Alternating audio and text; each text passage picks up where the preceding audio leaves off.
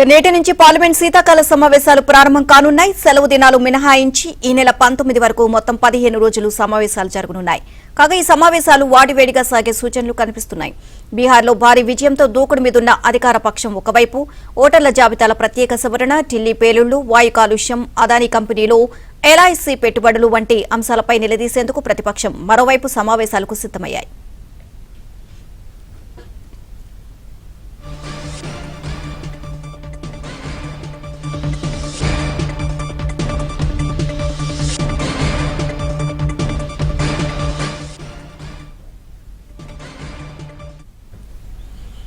ఈ సమావేశాల్లో కొత్తగా 10 బిల్లులతో పాటు 4 ఆర్థిక సవరణ బిల్లులు, కాలం చెల్లిన మొత్తం 120 చట్టాలను రద్దు చేసే మరో కీలక బిల్లును పార్లమెంట్లో ప్రవేశపెట్టడానికి కేంద్రం సిద్దమైంది.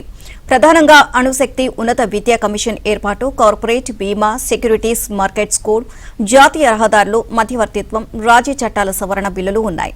వీటిలో అణుశక్తి రంగంలో ప్రైవేటు రంగ భాగస్వామ్యాన్ని అనుమతించే అణుశక్తి బిల్లు 2025, వర్సిటీలు, ఉన్నత విద్యా సంస్థలకు స్వయం ప్రతిపత్తి, కేంద్ర విద్యా కమిషన్ ఏర్పాటు లక్ష్యంగా రూపొందించిన ఉన్నత విద్యా కమిషన్ బిల్లు 2025 కీలకమైనవి.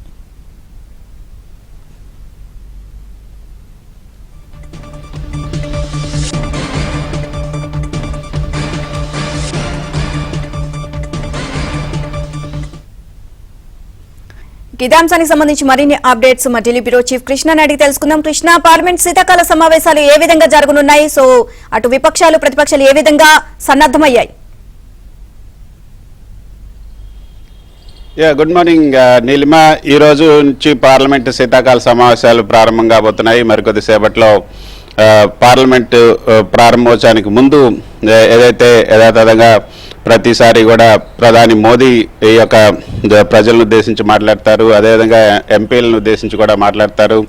ఏ విధంగా ఈ పార్లమెంట్ జరగబోతుంది, తర్వాత పార్లమెంట్లో ఏ అంశాలను లేవనెత్తబోతున్నాం, ప్రతిపక్షాలు ఏ విధంగా తమకు సహకరించాలి అన్న విషయాలన్నింటినీ కూడా ఆయన చెప్పబోతారు. 10 గంటల 20 నిమిషాలకు ప్రధాని మోదీ ఈ యొక్క ప్రజలను ఉద్దేశించి మాట్లాడతారు. ఆ తర్వాత ఆయన పార్లమెంట్ లోపలికి వెళ్తారు. 11 నుంచి పార్లమెంట్ ప్రారంభమవుతుంది. అయితే 10:30 గంటలకు ప్రతిపక్ష నేత, రాజ్యసభలో ప్రతిపక్ష నేత, అదేవిధంగా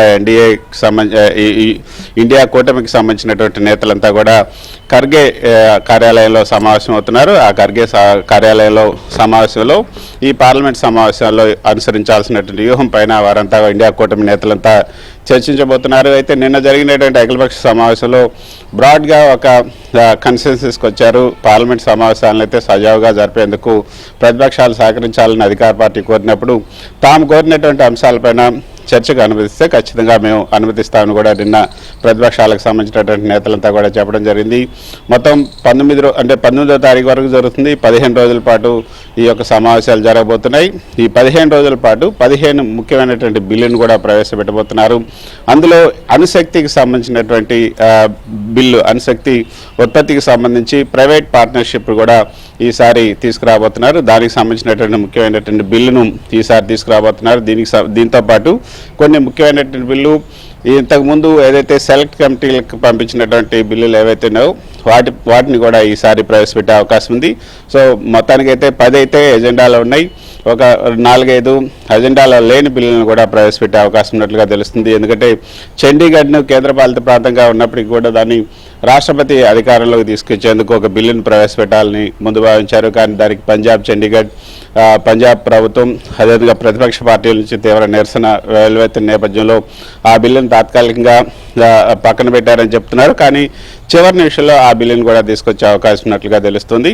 అయితే ఈ సమావేశాలు ఏ విధంగా జరగబోతున్నాయి అన్న దాంట్లో సర్వత్రా ఉత్కంఠ అయితే నెలకొంది.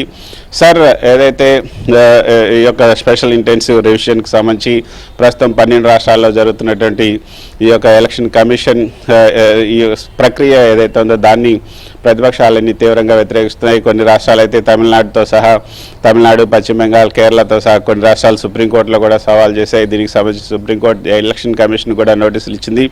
ఈ సర్వీస్ సంబంధించి ఓట్ చోరీకి సంబంధించి ప్రతిపక్షాలు ఈసారి ఈ శీతాకాల సమావేశంలో ప్రధానంగా చర్చించాలనుకుంటున్నారు. ఎర్రకోట దగ్గర జరిగినటువంటి బాంబు పేలుడికి సంబంధించినటువంటి అంశాలను కూడా ఈసారి ప్రస్తావనకు వచ్చే అవకాశాలున్నాయి. ఈ రెండు ప్రధానంగా పార్లమెంట్ సమావేశాలను స్తంభింపజేసే అవకాశం ఉంది. ఎర్రకోటకు సంబంధించి ఎర్రకోట పేలుల్లో ఎంత మేరకు ఏ విధంగా ఈ యొక్క ఇంటర్నల్ సెక్యూరిటీ మీద కేంద్ర ప్రభుత్వం తీసుకున్నటువంటి చర్చలు ఏంటి, ఎన్ఐఏ దర్యాప్తులో వచ్చినటువంటి పురోగతి ఏంటి, ఈ అంశాలన్నింటినీ కూడా మనం